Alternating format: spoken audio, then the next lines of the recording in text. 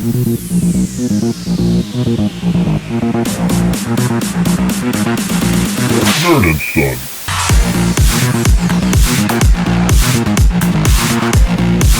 Welcome to the NerdandSon podcast. This is our first episode, and yes, we are re-recording this because we messed up the first time. But hey, that happens. But I didn't mess up. The recording's on his side. Yes, he's the one that messed up. Yeah, this will be the first time you heard it. But we'll go ahead and we'll start off with introductions. My name is Ralph. I am Nerd. And I'm Connor. I'm Son. There you go. There you go. Together, we are the NerdandSon podcast. There you go. Oh, see, our opening for the first time, very smooth, very smooth. Go. It's beautiful. Okay. Great. No issues, no hiccups, okay. no anything. We're great. Yeah. We're so good at this. So basically what we decided we wanted to do in this actual podcast was actually go over our D&D knowledge. My gaming experience I've had for close to 40 years between all the different editions. Old. It's what? You're old. Yes, I am. And then how that gaming actually rubbed off onto my son here and his experience and everything like that. And we want to turn this in. Yes, it is. But we want to turn this into a nice long podcast and also drag in some actual play and see how this actually goes. Something fun that we really want to do. So, absolutely. I guess I'll start off with the introductions, but I have actually been gaming since 1982. Jesus Christ. Yes. So, and that is 39 years, technically. And actually, a friend that I was going to school with, and what was it? We were elementary school? Yeah, elementary school. Maybe middle school, but I think it's elementary school. It was definitely elementary school. That's before I was born. Yeah, but one of the friends that the house I moved in down the street, his older brother actually was playing Advanced Dungeons and Dragons, and he got a hold of some of his books, rules, and so we decided to play. We didn't really know what we were doing, but does. No, so we were just trying to fake it, but we were enjoying that. And then I actually in 1984. Is that right, when I actually picked up that book? 1984, yes. That was the year that the Transformers first aired. Oh, wow. Look at that knowledge right there. Mm-hmm. So, but I was actually bought my first game books that I actually owned myself, so I didn't have to borrow anybody's. And that was the... He's got props! I have the red box basic set that actually came in. I got this one, and then I also got the blue advanced book set with it, too.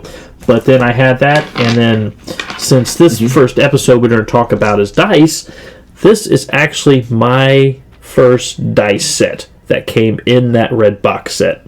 That's history right there. Those are antiques. These are so tore up, scratched. They have multiple crayon paintings inside the dice because actually, that's just how you did that with it. Does something have to be an antique? God, I hope it's more than 20 years. So we'll see. Yeah, look that up. But with my knowledge on that, we played Basic for a number of years. Went back, added in Advanced Dungeons and Dragons items. Damn it. So, and then we moved off into... And we just played Advanced Dungeons and Dragons for the longest time. Mm-hmm. And then... by the way, antiques are items which must be at least 100 years old. So they're close to being antiques. You're close to being an antique, but you know... I'm only halfway to being an antique. Mm-hmm, mm-hmm. So, that's just it there. Hey, that's closer than I am, so you know what? So, you're old. And then with that, just playing with friends and everything like that, after got a house, got a job, career where I can actually buy a game, I got with a group of people, and we started a campaign that actually lasted from 99 till almost 2012. Oh, we've hit where I was alive. Yes, yes. Yes. So they could experience that from when you were little until I think it was 2011 or 2012. It was the same group of people. We brought in a few people here and there, but it was the same 4 people playing at the table and myself. And we switched off every once in a while who ran the games, but I, for the most part, ran the games. And we started off with second Advanced Dungeons & Dragons, 2nd edition, 3rd edition, 3.5 for the longest time, and then towards the end we switched off to 4th edition. And see, that's what it was. That's what caused your group to split apart. It was because you started 4th edition. Yeah. Well, 4th edition actually wasn't that bad.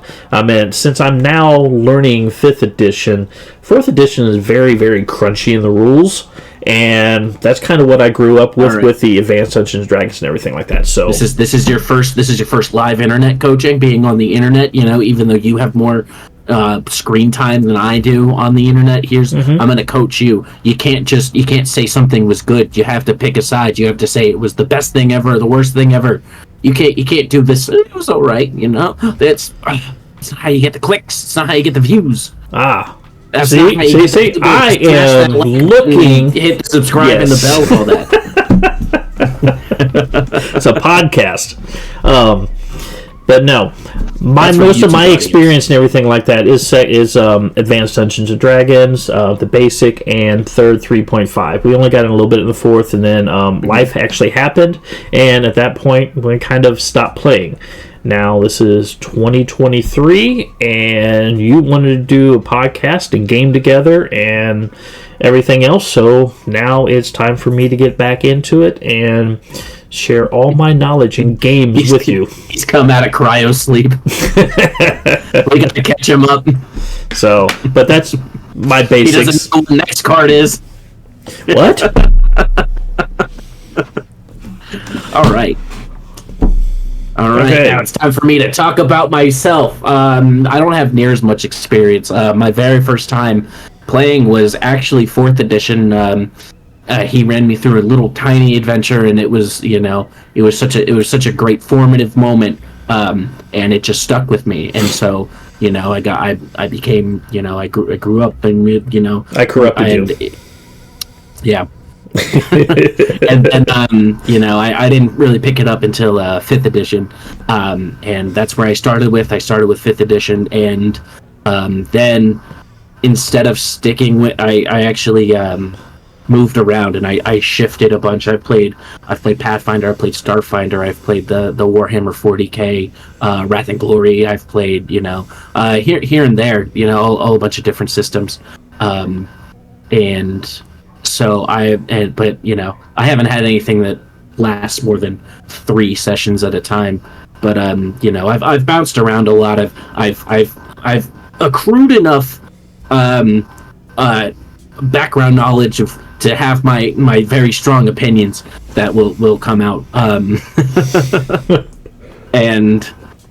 And yeah, and so I'm very excited to sit here and talk and figure out where the differences generationally are, and just our individual separate experiences coming together and seeing what comes about it. Yeah. I think just from what you actually played for the majority of your time, with not where I did, and then with my experience in trying to combine the actual game styles, how I do the theater of the mind when we're actually playing, not just rolling crunchiness or anything else like that. Combat is kind of a combination, and I think it's going to be really interesting to get both of our perspectives on this. So very much looking forward to it. But you know what? What is the most important thing with a role-playing game? Do you know what that is? Pizza. That satisfies a gamer, but the most important thing, you can't have Yes, well, that's second, okay.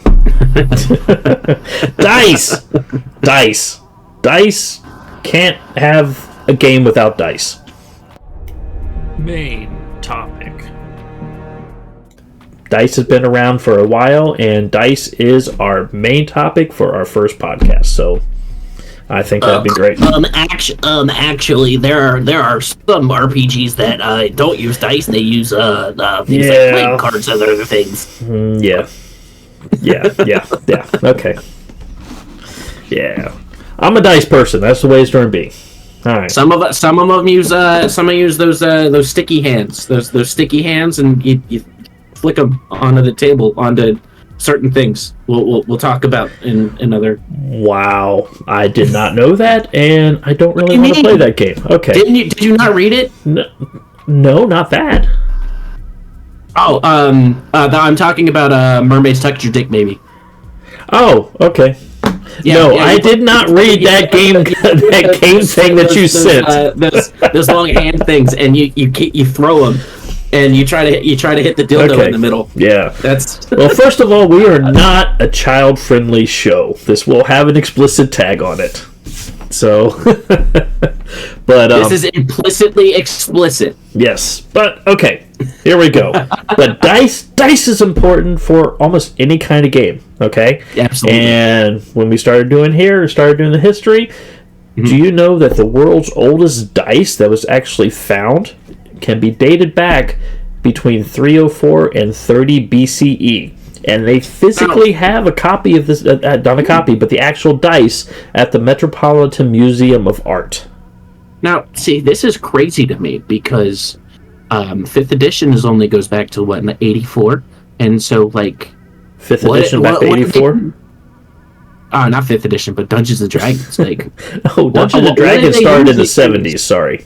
In the 70s? Yes. God, you're old. And it actually spawned out of, from what I recall, don't quote me on this, from basically tabletop battles that they used to do. Yeah, it was with the miniatures war simulations. Yes, exactly. That actual war colleges used to use for actual simulations. Yep.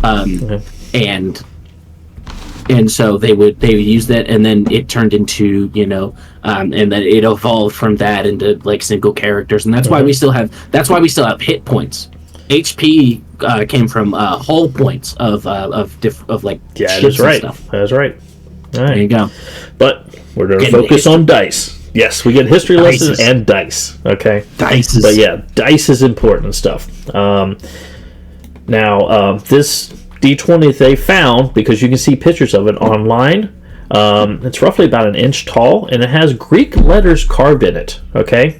And apparently that wasn't surprising for when they uncovered this, because of the time period. There was a lot of trade between Egypt and Greece, and the Greek culture was just spreading all over the place, so that really wasn't anything special. But it's a very, very, it is a D20. It is a 20-sided dice. Yep. And very, very cool.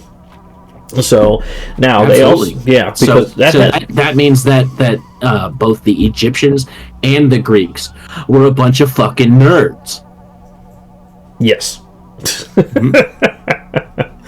Now, but with the dice and everything here, I'm just trying to go through notes and everything I took down so we can share all this. They actually found another one during that time period that actually had full Greek words inscribed rather than letters. Now, there was also a third D20 that was found dating back to the 1st century CE that actually had demonic cursive representations of hieroglyphics and script on it, bearing different names of the gods at the time. So now he's saying demotic, not demonic, right? We don't want the satanic panic, folks. No satanic panic. So yes, so very interested on the dice and everything like that. Plus, Romans had a bunch of dice and everything else like that too.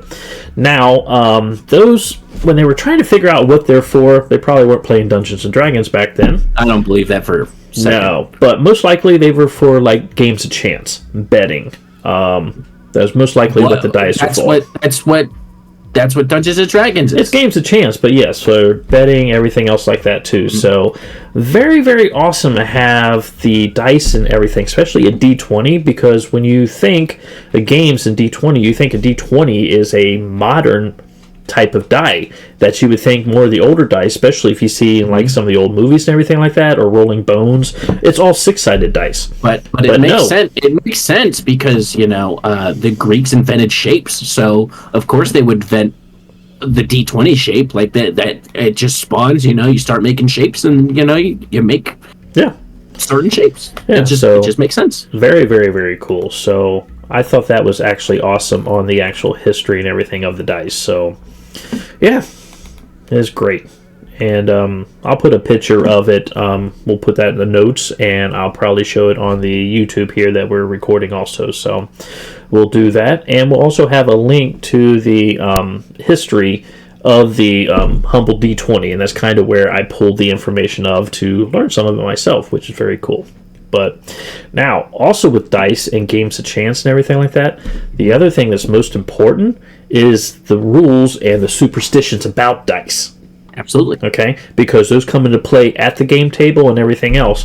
And one of the places that I was pulling information from, I found an article off of Nerdist.com, and it actually talked about 15 of the craziest superstitions about dice. And they're all from your table. Definitely had some at my table. Here's my question. Can we call them superstitions if they're true? They're only true if everybody believes them. Proven to work. They're proven to work. Yeah. Really, well, you know what? Let's go through this list here and see how many we actually believe. Okay? So they're all true. Even the ones that contradict themselves, they're all true. Nothing contradicts itself. Okay. Okay, now first one here, and we're just going to go through the list here, and then we'll make comments.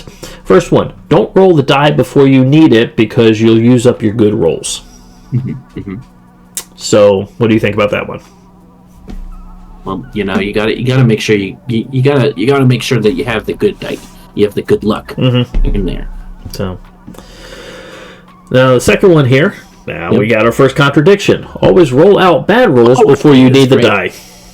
It's not a contradiction. See, you have to roll out all the bad rolls. You know, if you roll and you roll good, immediately you stop, right? Nah, because you're already on there. See, now I do see the logic of this here, because if you roll, you keep rolling until you hit that 1, and then you stop. Because in my mind, your next roll is not going to be a 1. It can't be a 1, mathematically speaking. It's such a small chance that you'll roll two ones in a row. Like that's just it's an astronomical impossibility for you to roll badly after already. You know, after we're doing this podcast, we got to limit our amount of bullshit because some people might not know that. Absolutely not. But here's the thing: when you roll the dice, and especially on a D20, you have an equal 5% chance per side to roll that 1 again. It doesn't change just because you rolled a 1 that you won't roll a 1 again. You still have the same percent chance each and every time you roll. Technically, that's not how that works. Okay, that's not. That's your. See, that brings up your superstition. This is the honest. No, this is math. It's not math, right? If you already rolled a 1, then if you already rolled a 1, then there is a hold up. I gotta think. There's a 1% chance. Nope. That you'll roll a 1 again. Nope. Because you can't. Because that you'll roll 2 1s in a row. All right. Every time you roll, you have the same time. But if you're rolling 2 dice, then your statistic odds actually change. But if you're rolling a single dice every time, you have the same chance each and every time. But see, if you I can actually show you. I'm serious about this. If you roll your dice, it is statistically unlikely for you to roll the same number twice in a row. So if you already roll the first number in that set, then you're statistically less likely to roll the next the same number again. So if you roll a 1, then you're statistically less likely to roll a 1 your next time. That's just how that works. That's how the math works out. Okay, so we're going to have people think that we're actually wrong because you're wrong. No, that's okay. I'm 100% right. Actually, I have a chart down here at the bottom that actually explains that to you number-wise. But here's the thing, right? You can't deny that I have logic here, okay? I might be wrong about the exact percent because I'm math no good, but I know the principle, okay? All right, I don't know. See, this is where the superstition comes. I know in the Monty Hall problem, you don't change. This is how the superstition comes. So, okay, let's go ahead and move on here. Okay. All right. Next one. Once you have a good roll, don't let the die sit idle for too long, lest it get cold. You got to make sure you're always doing something with the dice, stacking them up, trying to stack them as high as possible, and, or just something. You got to make sure they're doing something. That don't really have anything with me, but okay. Okay, now, here we go. Next one. Your first set of dice is sacred. Don't ever discard or mix them in with the other dice. I already ruined that one. Yeah. I can't even tell it. These things are not sacred. These plastic dice are not sacred. These are just the first dice I ever had, and I've always kept my dice. So I have tons and tons of dice. I'm pretty sure that my first dice set is somewhere in this bag. It's somewhere in this bag. This is my bag of dice of just loose dice that don't have sets. This is the dice I got from I got passed down this dice from a friend, and so everything got mixed in there. They already were mixed around, right? Yeah. And what this bag though is full of dice sets. Every die in here has a corresponding dice in the set. Yes. And this one is something. And what are those two bags? What's that bag? What? Because now we're going to get into a trope that every dice owner, gamer, has. What kind of bag do you have? It's the Crown Royal. Yes. This is the Crown Royal Peach. This is the Crown Royal I Forget. This is a dice bag I got from not talking about dice bag, but you have a... Here's a bag of vodka. Yes, you have to have a bag. This one is a black Bacardi rum bag. And I have my Crown Royal bags and everything like that. Unless you have a Bacardi or a Crown Royal bag, that is just something always have. Somewhere I have my bag of my Crown Royal bag of Crown Royal bags. Yeah, you were telling me about that when you got that, how you got all the Crown Royal bags, which is very cool. I was on deployment, and I guess we had a nerd send us stuff in because they sent us a couple Magic decks, and the big thing that I remember was a bunch of Crown Royal bags, and so that's always awesome. And so I clearly. I was the only one who immediately knew what they were for, and so that's what they got used for. Yeah, that's the best thing. I mean, that's just a rite of passage for owning a bunch of dice. Okay, let's go to the next one here. Now, always lay your dice with the lowest number facing up. It's the same thing I just said. Yep, and that's followed up by the next one. Always lay your dice with the highest possible number facing up. So, depending on what you do you roll the lowest facing up or the highest facing up? And to me, it doesn't matter. It just never mattered. But I actually had a person at my table. His name's Schuler. We called him Schuler. Awesome guy. But he would always place the 20s on top. Okay, because his theory is the way that gravity settles everything. Like, for example, if you look at the glass from the early 1800s and you see it down the bottom, how it's all sank and it's thicker down the bottom, he had the belief that all the dice, all the matter was settling to the bottom, which would actually make the 20 stop with the 1 on the bottom more, and he's more likely to get 20s. It's science, bitch. But that was his actual belief. So, very cool. Okay. Now, next one. Never allow anyone else to roll your dice. Sharing is not caring. Sharing lists the monstrous bad luck demon that makes you roll poorly. Just kidding. The bad luck demon is Satan himself. That was quote. I just read the whole quote. But yes, panic. Nobody... It's the real panic. That's the real panic. Yeah. Just people touching your dice. Yeah. Nobody touches dice. If you want to get kicked out of my house or off my table, you touch my dice. Because that will piss me off in a heartbeat. That is just a rule that I have. You don't touch dice. Yeah. Even if it falls on the floor, you don't kindly pick it up. You don't do anything like that. The person who owns the dice will pick it up themselves. Period. Absolutely. So that's a belief I have. So, okay. Now, next one. Specific dice are used for specific situations. There's an attack roll d20, a d20 for saving throws, a different d20 for skill checks, a d20 to seduce red-haired, one-eyed, bearded dwarven women named Irene. Now, here's the thing. I met here's her. The thing about that. I don't... Come on, Irene.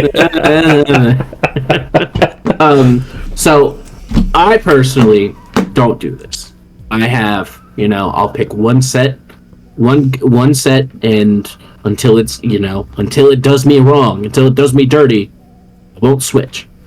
Mostly, I just like heavier dice, right? I like the heavy. I like the clackiest of click clacks, right? And so, I actually use stone dice is my favorite dice set that I have. And I would not say, because normally you say they click clack or but these clonk. I like the clonk. Okay. Right? No, that's cool. But no, I don't do the same thing. I don't have separate dice for different situations. Yes, now, you do. Not separate dice, but I have separate dice sets that I will use, because I have standard ones that I actually like rolling. To me, and my personal superstition and belief, that different dice sets roll differently. Now, I have, out of all my dice sets, the way they're separated, I have one dice set, which is called my red dice set. It is one of my oldest dice sets. And there's a story. There's a story behind why it's called the red dice set. See, it's because it's a red dice set. It's a dice set that's red. Thank you for elaborating on that story. But sure. for some reason, you gotta set it for the audience. Oh yes, but for some reason, I had the feeling that this thing rolled 20s, because there's time that I've rolled triple 20s with this thing multiple times. And since I had the same group of people and we all sat at the same table for 10 years, it just got into a habit. If I brought out this dice set, there's some people that would get more tense at the table. They're going, shit, because they know how this dice set rolls. And it just always a thing. And the sad part is, and here's fight music starts playing. Yes, it's the same thing of like you run into a new area and there's a place to save. Yes. Or the saving icon happens in the corner and you're like, oh, what's about to happen? Yes. But, yeah, I do that for dramatic things and stuff like that, but that's the only thing. And the most sad part is right now, because when I stopped playing a decade ago, all my stuff went into storage. Everything went up, moved houses, locations, everything went into storage. It took a ton to get all this stuff out, organized, and you're crying on me here. I have cabinets full of stuff and everything, and I found every set of dice I own, everything like that, except for one, and that is my red dice set. Thank you. Here's the thing, I know it's in the house someplace, because when I moved to this house, I had a red bag that I kept the dice and everything in, so I know it's here someplace, but I didn't put it with all the stuff that I saved and boxed up. I just have to locate it. Don't know where it is, because I've dug through things, but I will find it. That is the one thing I'm missing. All right. Believe in you. So, okay, next one. A new dice must be tested. Keep the new dice separate. Roll it 25 times. Count the number of times the max roll appears versus the minimum roll. If the maximum is greater than the successful turnout, repeat the process. If the die fails the test 3 times, get rid of it. Here's the thing. There's a more what's the word? There's a more scientific way to do this, right? It's called the saltwater test, right? Mm-hmm. You get a cup and you put just a bunch of salt in there. Like, this thing has to turn like cloudy gray with how much salt is in this, and you put the dice in there and it'll float to the top. And this is your plastic Chessex dice. It'll float to the top. And because they do like the injection mold or whatever, the specific process they make it, right, it's never perfect. It's never exact. There's always a heavier side, or at least usually you can tell, because whenever it comes up to the top, it will whatever the heavier side will go, it'll go down, and then you'll have your whatever comes up. Now, if you do it a couple times, you don't get down in, and it comes up with different numbers, then you have an even die. Mm-hmm.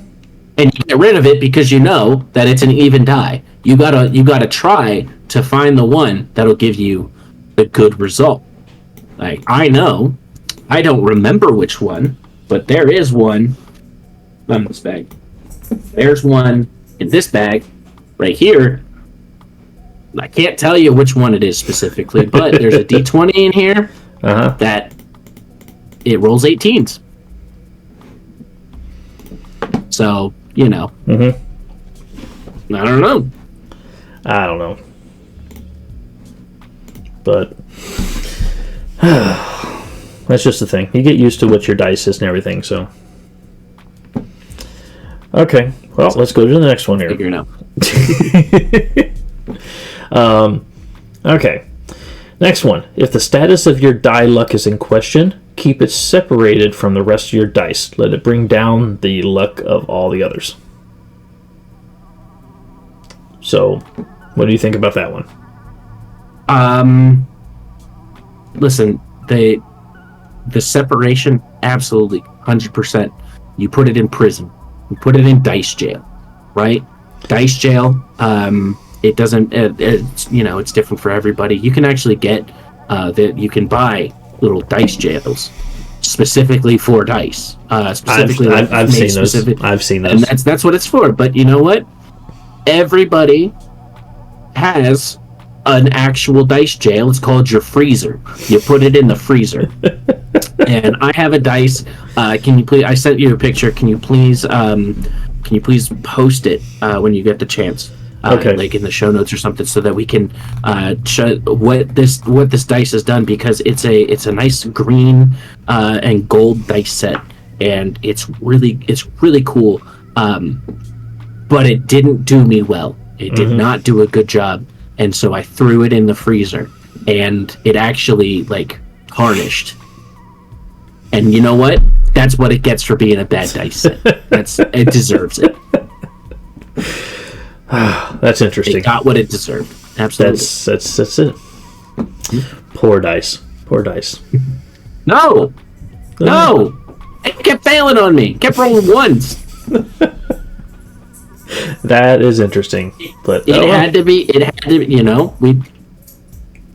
to be sent to jail. Oh, okay. I feel for your dice, but okay, let's go to the next one here. Okay, some believe mixing a single unlucky die with several lucky ones will make the roll better. I mean, you're gonna rub off the luck. You're gonna rub off that unlucky dice. Like, the luck from the other dice it's gonna rub off on the unlucky dice, and it's gonna even out. It's gonna, it's like the locks when you go through a canal. Yeah. And you'll have the luck up here, and you'll have unlucky dice, and then they even out. Yeah. Okay. So one's gonna get more, one's gonna get less, and that I have no idea. I know how the math works. The math works. I might not know specific numbers. I know how the math works. We're talking about the math again. I love it. Okay, next one. I don't have my TI-86 around. There are various rituals to prime or cleanse dice before you use them. They range from leaving them in a special place for a day or rubbing them on a tombstone of a deceased game developer. I don't think game developers want people to rub their dice on them. And I actually think somebody just put that in there for fun. Maybe the Halo ones, Maybe the Halo developers. They started it. You gotta crouch on their grave. Spam crouch on their grave. Okay, that's great. Love it. Okay. Don't actually do that. No. This is not an endorsement. No, it's not. I don't think there's I'm pretty sure most of them are all still alive, so... Yeah. All right. Next one. Okay. Next one. Teach a particularly bad die a lesson by punishing it. Here you go. There it is. This can be putting it in a shame bag or even the freezer. So apparently freezer's a thing. Oh. So you're not original. Hold up. I'm not original. I got it from somebody else. I didn't make up the rule. See, I learned it from that dice set because the group I was playing with, I was like, what's going on? And they were like, throw it in the freezer. And I was like, what? And that's how I learned about it. Now, hold up. Let me see if I can find it, because one of these bags is actually the bag that went in the freezer. Okay. Well, while you're looking for that one, let me bring up this next one here. If a bad die is clearly cursed for all eternity, it must be destroyed while the other dice bear witness. There it is. So, I'm not a fan of destroying dice. See, I am. So normally you have different kinds of dice collectors. You have dice elves who will have one set, and it's really good, and it's like a really nice set. They put a lot of money into it. They got a really nice set. They're going to use that set, and it's like I have a friend like this. They use the one set. It's a glass set that they got for Christmas, and like that's the set that they'll use. They will never use another set. Okay. You have dice goblins. They have they buy the bulk 5 pounds, 20 pounds of just random dice, and they'll just grab it out of the thing and just roll it. They don't even they'll be like, oh, I'm gonna roll to see if I hit, and you know what? They're gonna grab a random dice and just roll it. Like it might be a D6 that they're rolling. They're not gonna hit AC with a D6, but you know what? They're just grabbing a random dice. They don't care what it is. I've seen that, because that's why they have, like, at the Check 6 counter when you go to Gen Con or anything like that, they just have a big bowl of random dice that you just pick up and you pay for by a pound. Yep. Now, see, I consider myself a dice dragon, right? Okay. I have a nice that one. Like, okay, so this is the bag of just random dice. I don't like this bag. I don't use this bag. But I just have random dice because I like growing my collection. I like the collection, right? If I need to go for dice, I go for my really nice dice, which I think are still at your house right now. I wasn't going to say that, but yes, it is. Yeah. See, those are it. It is a. That's going in the next box you're getting shipped to you. So perfect. It's in a nice case, and those are the 3 sets I use usually when I play. Then I have like these separate little tiny bags, which are that's actually they're all like metal dice, or I was Dice Envy. We're not sponsored, but Dice Envy. Oh, this is the bag, by the way. It's nice and blue because of the freezer. But Dice Envy, I was subscribed to them for, hold up, I can actually count this, 1, 2, 3, 4, 5, 6, 7, 8, 9, 10, about a year. I was they're a monthly dice subscription. If anybody's listening noticed that he only counted to 10, which was the amount of fingers he has, and that's it. No, I didn't. I can see the rest. I can figure out. I just like how you stopped at 10. That was those I thought was funny. Okay. Well, there's no more numbers after this. Like this is the amount of numbers there are. There are no more numbers than the amount of fingers I have. Okay. No, but and so there's really nice dice. That's where I got like the stone set was a random one.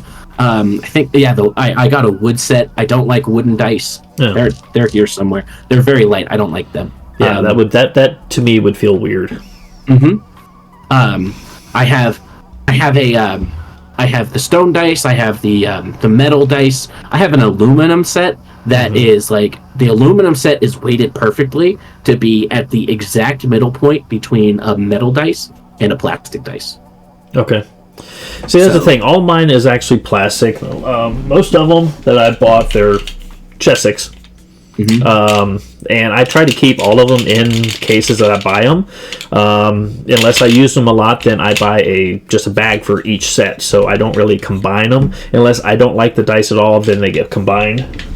But, yeah, they all stay separate. And I will say all mine are plastic. And now I did see when I wasn't playing, or you go to a game store just to stop in and go, ooh, I remember this. The metal dice I see out there are awesome. I saw the dice that you were getting on that subscription, some like out of bone, whole bunch of different stuff. So they looked really, really, really cool. So I'm actually. Are they in the room with you? All my dice? No. No. My dice. My box.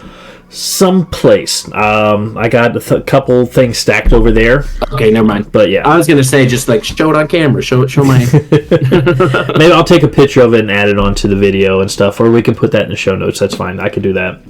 But yeah, because I even have your dice from your Avatar game that you have. The special dice and stuff on that too. Yeah, because I remembered that. Yeah, get your last Airbender on. So that anyway, the point that I started that whole rant about is that I'm a dice dragon. I have my hoard, and I like to take care of it to the best of my ability, right? And I know the colors and everything. I know what I have in my collection. Insert the clip of me saying that I don't know what I have in this bag earlier. It's all good. But yeah, so generally I have a very good idea. But yeah, so I consider myself a dice dragon. What was the point I was making out of that? I don't remember. You're all good. Okay.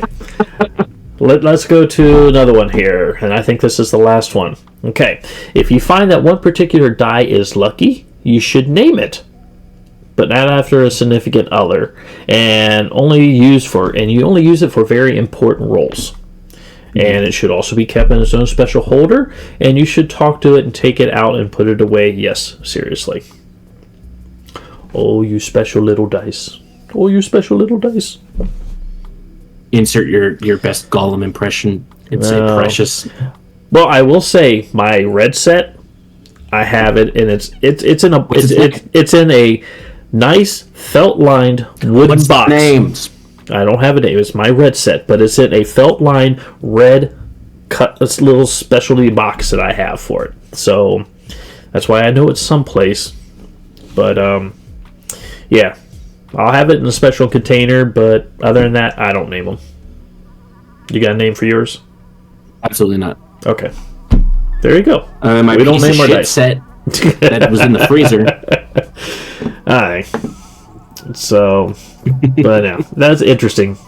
Some of those are very much opposite of each other. So, yep. Okay. Well, a couple different things. Now, we're going to talk about a little bit of math. We'll go to the next section here. You know what? Before we get to our next session, let's take our first intermission. Hi guys. If you want to take a break from role-playing and watch someone burn their face off while eating hot peppers, head on over to YouTube at 13 Peppers and like and subscribe. And if you want to grow these peppers yourself, you can actually purchase these seeds at 13peppersbyralph.com. With that, have a good day. So we're back. Okay. Welcome back. That was our intermission. I missed you so much. Oh, okay. You're just saying that because you're 6 hours. You're 6 time zones away. Time zones. 6 hours, yeah. Mm-hmm. So, okay. So, one of the things I was learning, because I am learning some of the newer rules, 5th edition and whatnot, so I know how to actually play some of these games, is I was taking a look, especially with dice, and I was talking about advantage and disadvantage. Because I was listening to a bunch of podcasts that dealt with the role-playing, and one of them in particular was actually talking about advantage and disadvantage, where they actually used a D6, and that's what they rolled on top to either take away or to add to it. That's how it works. That's the thing. I wasn't quite sure, and I'm guessing that was like a homebrew rule that they're using, but when I started looking into this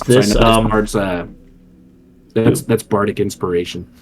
Bardic Inspiration is 1d6. I don't know, but they were doing it for advantage and disadvantage and everything like that. So I actually was curious on the actual numbers on how that rolled, and I found a nice little chart that actually tells you what the percentage are if you are rolling dice at that particular time. So, and you got just a d20, and it got it all spread out from 1 to 20 to get the rolls. And what you can do, like for example, if you're rolling advantage, okay, and you need to roll a 15 or higher, you're rolling 2 d20s, okay? You have to, you that is actually... how this works. Good job. Yeah, thank you. You actually have a... yeah, appreciate it. You have a 51% chance of rolling a 15 or higher when on advantage, okay? Which normally, if you're rolling a single dice, you only have a 30% chance.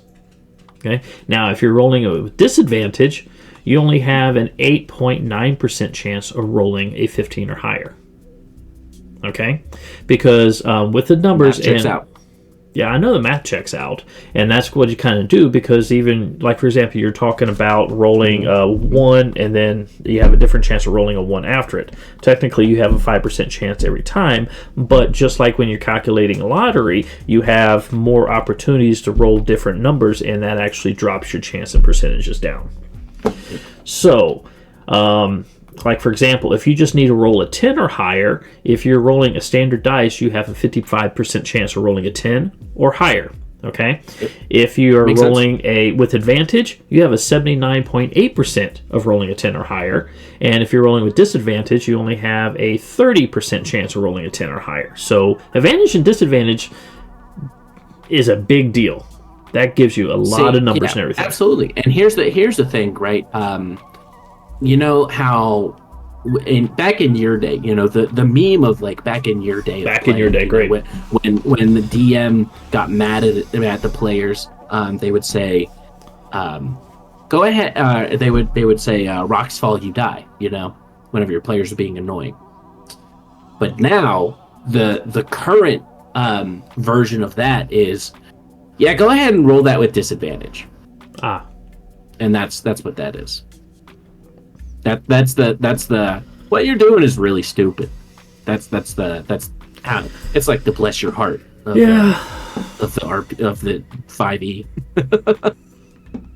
Yeah, I could see that. So, but the nice thing that I was actually seeing, and when we were taking a look at the numbers and stuff like that, is average rolls. Okay. Because even though you have advantage in rolling numbers and everything, if you roll 2 d20s, how is this actually done? I'm sorry. Give me just a second here, because I'm having to put this back together in my head. But I actually saw a dice person on YouTube, and he was actually breaking down the numbers and everything for this chart. And he actually put together a quick program where he was able to roll a 20-sided dice 1 million times to get the average value. Okay, so if you roll a single 20 dice, d20 1 million times, your average is going to be 10.5, because that's dab splat in the right dab in the middle. Okay, that's going to be your average after 1 million rolls. If you're rolling 2 d20s, okay, your average die turns out to be a 13.8. Okay, if you're rolling with a disadvantage, okay, lower dice and stuff like that, it actually comes out to 6.8 or 6.3. I can't really remember which number and everything. So you're getting a plus or minus 3. Correct. On average for your advantage disadvantage on a million rolls. So it balanced out actually pretty nice. So that's a 6-point swing is a big swing. Yeah. So, but yeah, I thought that was actually interesting. The other thing I actually brought up here when I was doing the research. Now, are you done with the math? Yeah. Go ahead. Oh, thank God.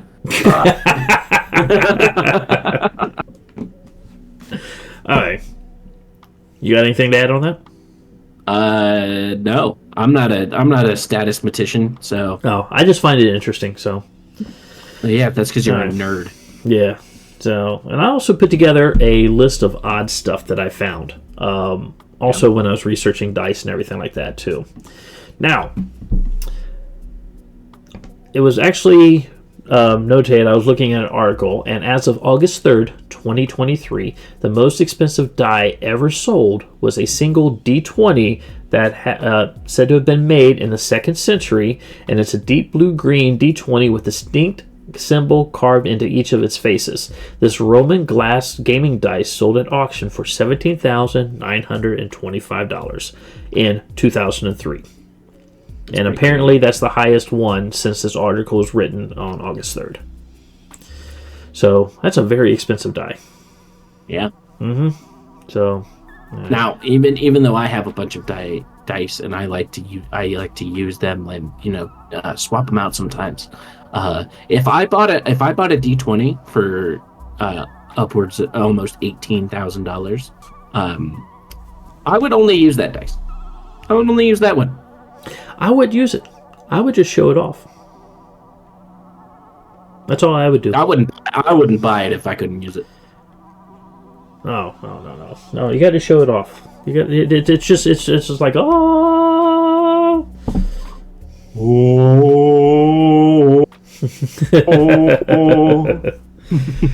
Oh, but all right.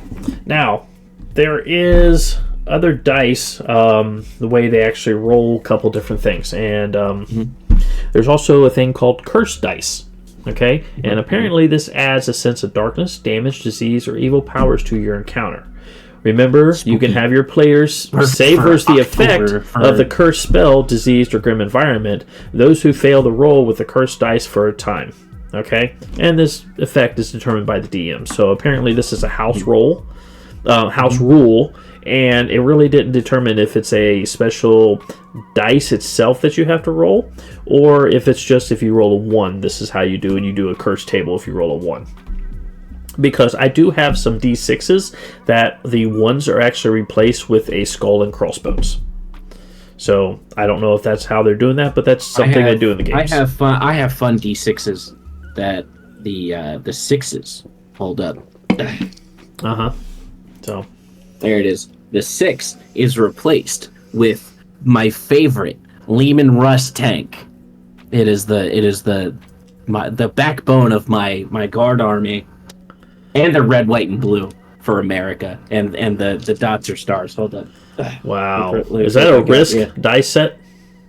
No, it's that looks like a Risk tank. It's for guard. No, it's the.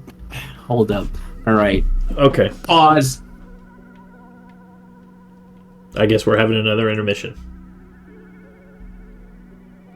We're back. Okay. Hold up. I got it. All right. Don't talk to me or my son ever again.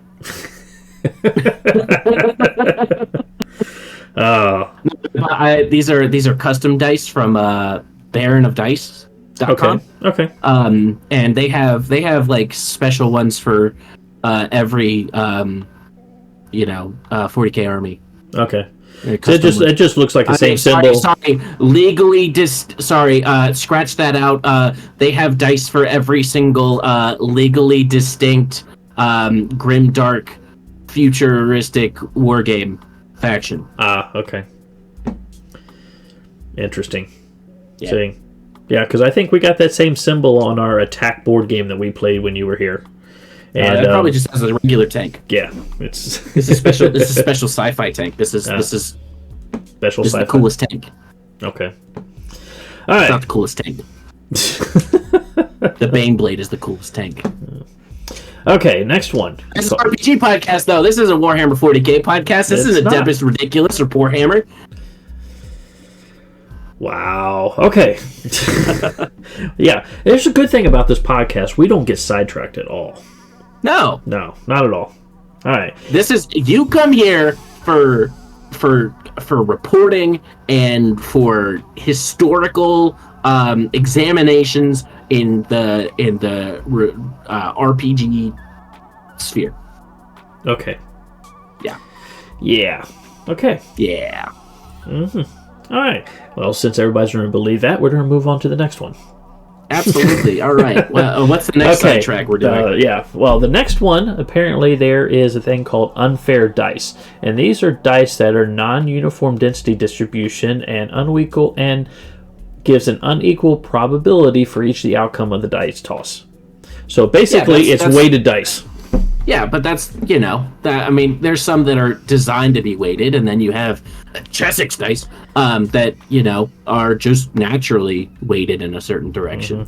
Now, I've seen a dice set that the 1 is replaced with a 6 on D6s. Okay. And I've seen D20s like that too. I mean, the 6 is still a 6? It's a 6-sided dice, but yeah, it doesn't have a 1. There was a 20-sided dice I saw too that was being sold that the 20 was replaced with the 1 was replaced with a 20. So yeah, and then you replace the 1. You replace the 1 with a 20 and the 20 with a 1. Wow. Okay. Never mind. Now there is another thing that I was liking. And another type of dice, and this is more of a rule of exploding dice. And until I did my research, I never actually heard of this before, so this is cool. Exploding dice is a mechanic that appears in various tabletop games. It works like a dice's roll. If it lands on a maximum value, it explodes. The dice is then rolled again, and an additional new value is added to the max value of the dice. If the dice lands on its maximum again, the dice explodes for a second time. Exactly. So, very, very cool. So, very similar to, we didn't call it exploding, but basically we would do this as kills. If you have a 20-sided, you roll a quit. If you rolled a crit, okay, and then you rolled another 20 on top of it, you would actually... add those together? No, we didn't add it together. Then automatically you had a chance of doing an instant kill. So at that point, you get to roll a third time. And when you roll a third time, if you hit the creature, you don't even have to have a natural 20, but if you hit the creature on the third time, that is an instant kill, and you get to actually call your shot on how you took down the creature. That's pretty cool. Didn't matter its hit dice, didn't matter anything like that. You just did the perfect shot. You did the single arrow into the dragon, which dropped the...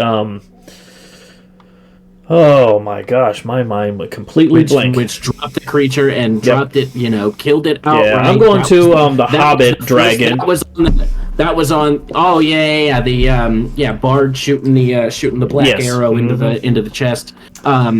Or what really happens is that's the surprise attack round that was the first character on a surprise attack round in your big boss into your campaign and. Now your entire campaign's ruined.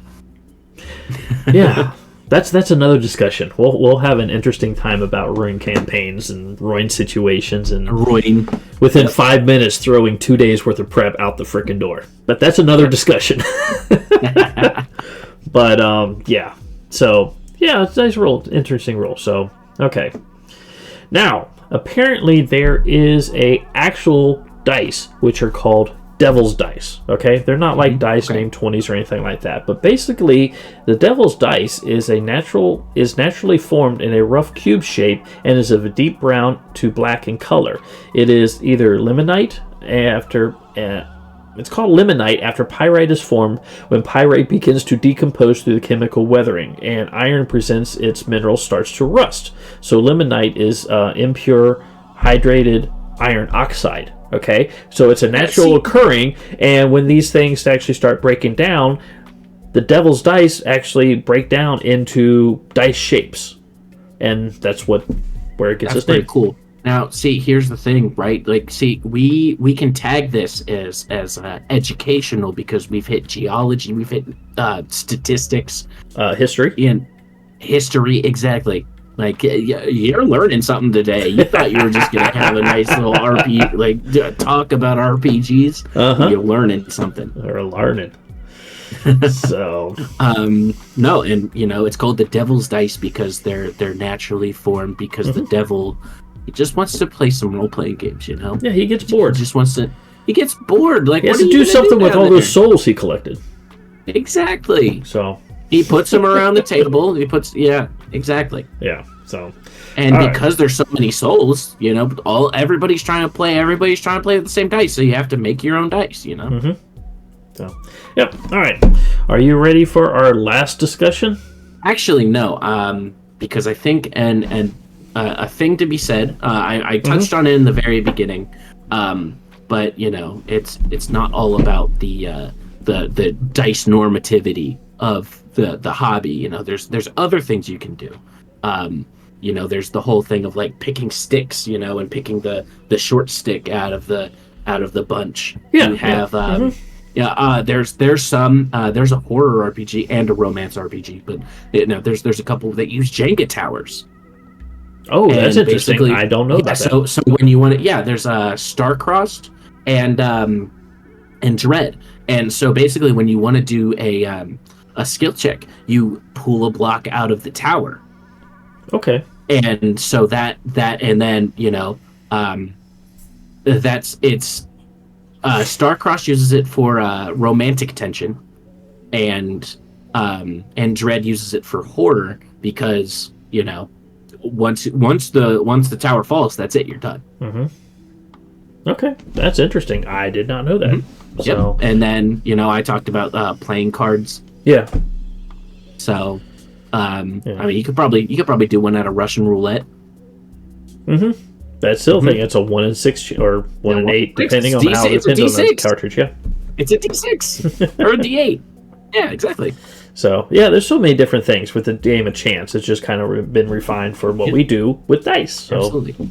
But yeah, very, very cool. I like it. Mm-hmm. So, cool. Anything else before we close out that section? That's it. Okay. It's done. And we're done. Okay. Now we're going to get into our discussion and our disagreement.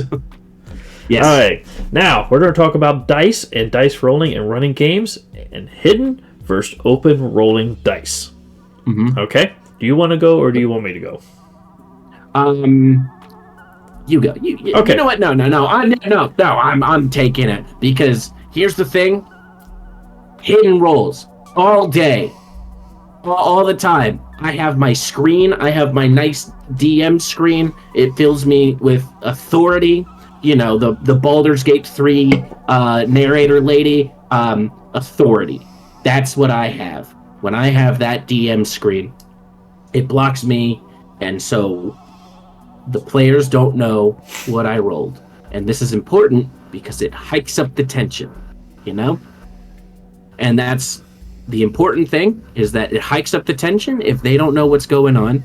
You don't know what's, and if you make a mistake with an encounter design, you throw something a little too hard at them, they're not being punished for your mistake there. And when, you roll a critical hit, that's going to take out that brand new player on their very first encounter, and that's going to take them out of the game. And you roll that crit, you don't want that to be out in the open because that's going to feel bad. They're out for the rest of the game. They can't do nothing. So that's where you want to just, you want to be able to, on the fly, change what's going on. Maybe there's a thing where, whatever, there's so many. It's such an open concept. I can't really think of like a specific, but it's it's that set degree of separation, and while this is a tactic that is used mainly for lying to your players, it only works if you are open and honest with them most of the time, right? With great power comes great responsibility, as Uncle Ben says, Okay. And Aunt May in that one thing. Spoilers. So that's where it's important. So it's only, and you only lie when you need to, which is not often. Go for it. Please. Okay. Please, where's your rebuttal? Okay. I'm glad I was going second here so I can correct your mistakes. Wrong. Okay. Okay. I got it ready. Oh, that's great. Okay. Now, my turn to go through here. Yep. Absolutely. Okay. All right. Now, I am a proponent to open rolls. Okay. Two things. I don't care for a DM screen in front of me. The way I've always played, well, I did when I very first started, but I refined it to where I have a little table next to me. I have all my little notes and everything I need right there, and then in a folder I can pick it up, I can go through it real fast, and I lay it down. Because in my head, I got everything already planned out, and since I do more of a theater of the mind, I don't have notes around me or anything like that I have to go off to, because we're going to go off that. And the reason being that is because the theater of the mind and talking and having the game develop with the players is very, very important to me. Instead of having that blocking, everything is kind of open together. Now, based on that, the other reason why I don't use a DM screen is before the beginning of the game, I actually have another list of a book where I write down skills, hit points, AC, basic little modifiers that I need, so I know exactly what's going on. So if I have to actually roll something like a skill check that they don't know about, I can roll it. I know what I'm looking at. They don't know what I'm rolling, okay? Mm-hmm. And I don't actually tell them unless something comes up. So you're saying you hide your rolls? No. Oh wait, no. I misheard that. Yeah. So they just don't know what I'm rolling on that, okay? But the reason that I do open rolls is when I first started and playing with the new kids and learning and stuff like that, there's a bunch of instances where I don't think that the person that was DMing was even trying. He was just making up stuff, okay? Plus, I was at Gen Con and we were doing an open game where we were... wasn't doing an open game, but the D&D Open. And I do believe that when we were there, that the person running the table didn't like the other group and the kids and everything that they were playing on that. So on that too, I think he fudged a bunch of rolls, okay, just so we didn't progress. And that kind of pissed me off. Absolutely. I see what you're saying. I know. That's where it comes in, right? Okay. You got to be honest. You got to be trustworthy. But that's why I kind of like the open rules.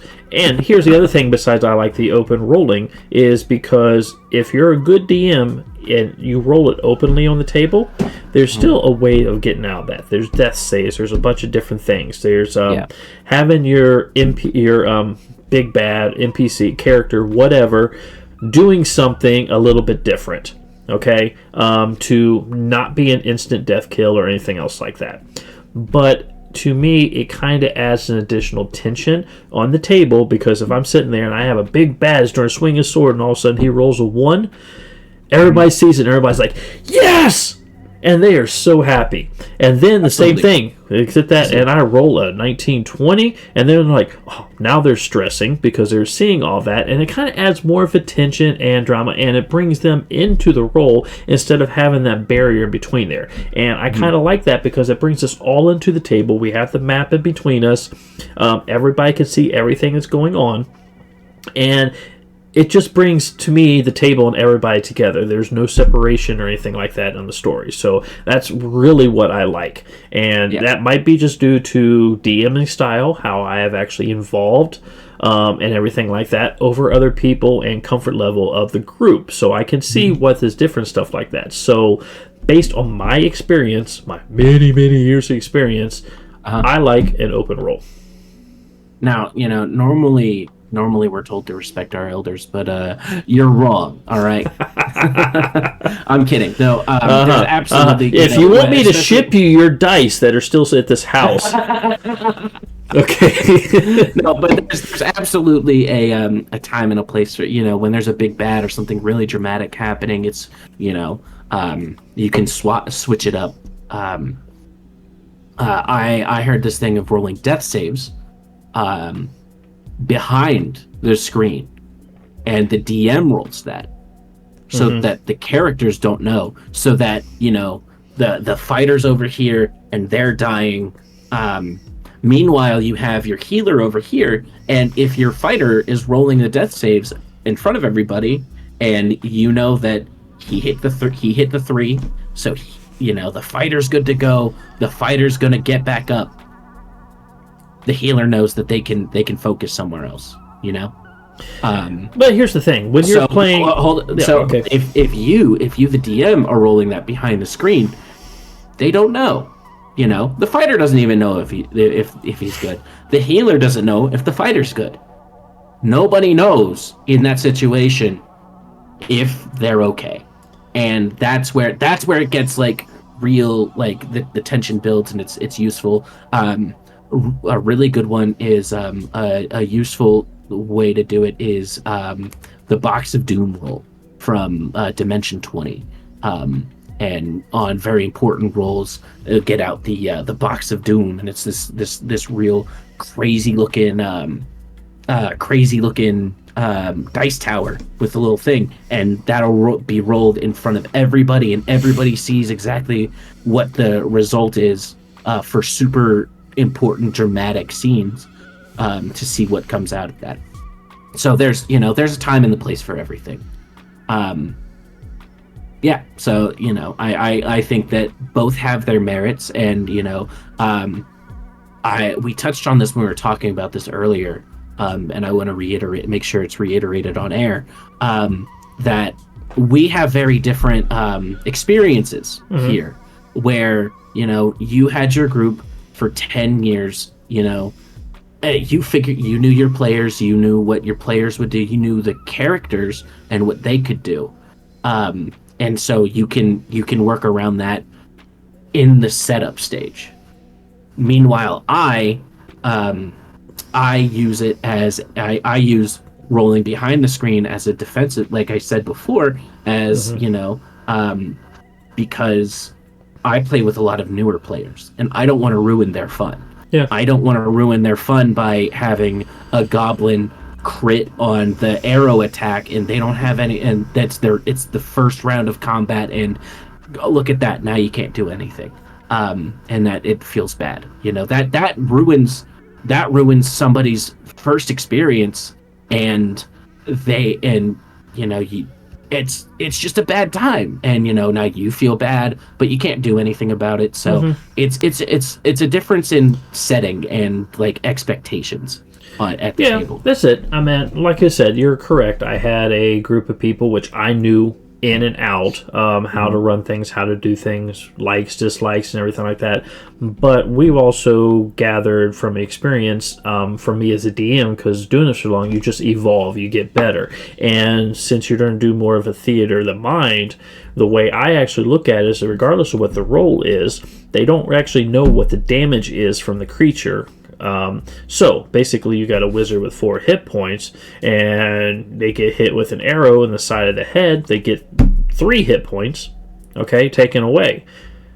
I actually rolled crit, I actually rolled more damage than 3, but then I actually tell them they strength modifier, different things like that. So I do kind of fudge numbers, but I do still do everything openly to not actually kill.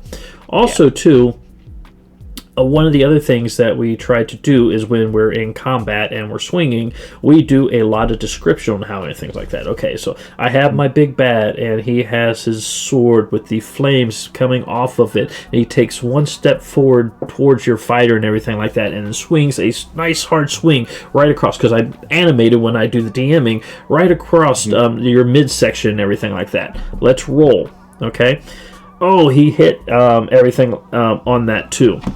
And as the hit and everything goes through, your fighter has 20 hit points, okay? I rolled damage of 22. That knocks him down to negative, okay? I actually describe. And the fighter and everything, it just slices right through him. You see blood spurt down the side of the cavern and stuff like that, and the fighter actually falls. From that description, then you have your healer or your cleric, paladin, whoever is going to be on that class. Absolutely. They already know exactly what's going on. They're like, oh crap, I need to change up what I need to do in this round or next round for that fighter to heal, okay, from a conversation. Because one thing I found with a lot of different groups, because you can try to role play and use the imagination of the mind, but you don't have players that's going to openly talk out of game. Okay, and they'll know what's going on with each other, and adding the different type of visual to the actual attack kind of brings everybody into the game, opens up what's going on without them having to talk out of game while you're trying to run an actual in-game. And I think that kind of makes a lot of difference and sets a lot of tone and everything too. Yeah, absolutely. So I think that kind of takes off a lot of different things. That gets into how you describe it and how you animate it and how you engage your players, which is another topic for another episode. I think that's on our list. Yes. We have a list that's going to last us 6+ months, so we'll figure that out. I actually have a point that I like to make that I don't think I have ever actually told you about my RPG philosophy. That has to do with dice. Okay. And that is, because my general thing is I'm not really a combat DM. I'm an RP. I love RPing. I love, if I want to play a combat game, I'll go play 40K and get the I'll get the combat from there. There's a time and a place for everything. If the consequences of the character's actions call for combat and go into combat. But generally, I like to RP, and the thing, and if we have a full RP session and the story moves along and the characters are doing something, they're actively pushing the story forward, and we don't roll any dice, we're just in the moment, like as a character, that's a win. Like at the end of the day, if the players are moving forward everything and we don't roll dice, that's a great day. I will not argue with that, and I will agree with that, because yes, dice to me is still the core of the game. Mm-hmm. This is how you do your chants, your rolls. There's so many mechanics associated with the dice, but ultimately it is about the role-playing experience and having fun actually doing that. So if you have a game where you don't roll dice, yes, I agree. It is just good. As long at the end of the day, everybody is happy with the table. You know what's going on, because eventually you're going to be rolling dice. So, because there's a joy in rolling dice. But yes, that dice is not dependent on the game being good or not. Yeah, and a philosophy I have taken from several, watching videos and stuff, and I haven't gotten the chance to implement it yet, is only the philosophy of only rolling dice when you can accept the fail condition, right? Mm-hmm. If you have a rogue and they have expertise in lock picking, and if they go to pick a lock and there's no stakes, there's no reason to roll dice. They're gonna make it, right? Because in that situation, it is just cut and dry. They're gonna get in there. They're gonna pick that lock. What happens if they crit fail? What happens if they roll a 1? What does that mean? What are you gonna make them do? Like you as the DM, the player wants to get in there. As a player over the table, they want the character to get in there. As the DM, your story is behind that. Whatever you want to happen is behind that door. You want them to get through that door. Right. There's no reason because you're making the argument that everything has to be a dice roll, and it doesn't. I mean, I'm going to be in completely agreement with what you're doing. Is not everything has to be a dice roll. Yeah, that's what I'm saying. Is that not everything? So in that situation, they just get in. Now, if there's guards and stuff, then you have a fail condition that you can advance the story along. If they fail, they make a lot of noise, and then the guards come. But you can do that, or you have timing and everything like that, and they got to pick it within a certain time. You have a whole bunch of other conditions that might not necessarily be the lock that kind of adds on top of that. But then that adds into the chance, and depending on the skill or CR level of the actual encounter at that particular point, then it actually changes. But as just for story itself, no, dice are not 100% necessary. Dice are just fun. Absolutely. Everybody loves click clack math rocks. I love click clack math rocks. There is a visceral just like caveman enjoyment that is gleaned from rolling click clack math rocks. Everybody loves it. It is such a great thing, and it is. You got to take a title down. That is the title of the episode. Click clack math rocks. Yes, that is perfect. So that's where it comes into play, where I may not, I may think that not rolling dice for an entire session is a good, that's a solid, that is a win. But at the same time, you got to roll the math rocks. You got to hear the click clacks. Mm-hmm. Because ultimately, the game, and as long as everybody's happy in the game and moving forward, if you're rolling your click clack math rocks or not, doesn't really matter. So we're in complete agreement with that. So yeah, okay. It's just we're in disagreement of where where to roll. Where and when. Like that. Yes. So where and when. Yep. Absolutely. okay. So yeah. I think that's about it. Do you got any other things? Yeah. Go watch 13 Peppers. Oh, we'll do that. That's a closing thing. So I guess we're going to go ahead and get closing here. So, okay. Well, we're putting our name, everything, the podcast on YouTube. Our podcast that we're going to have streaming is going to be NerdandSon. So you can follow us in both locations. We're going to have a bunch. To be fair, if you're watching this already, you already know. You already know where to find us. You're here. Yes, exactly. But you can also follow us on a bunch of social medias. We are still putting our names and everything. We'll have more listing in the show notes where you can actually follow us. So all the big stuff there. And over time, depending on where our groups and everything like that, we might refine exactly where we're going to be posting things. But other than that, I'll let you go first. Is there any place that they can find you specifically or anything Not that you're right doing? Now. Not right now. No, the only place you're going to be able to talk to me specifically, and like if you want to, is going to be through NerdandSon. I'm gonna and which we have a NerdandSon. It's NerdandSon at Gmail. So you can email us if you watch this. You have questions, thoughts, comments. We would love to have anything at all given to us on the social medias too. Give us emails or contact us on one of the social medias. So that would actually be great. So Absolutely. with that, my name is Ralph. I actually have another YouTube channel which I run, which is called 13 Peppers. You can actually see it there. You can actually follow me on a couple of my other social medias, which is 13 Peppers by Ralph, or my website, which is 13peppersbyralph.com. But yeah, if you like hot pepper spiciness and watching me burn the hell out of myself, and also watching my son here try some of the hot sauces with me. I've died before on air. Yeah, you can go ahead and follow me there. But with that, I think that is going to be it. So I am awesome. Nerd Ralph, and I'm Son Connor. All right, and you all have yourself a wonderful, wonderful day.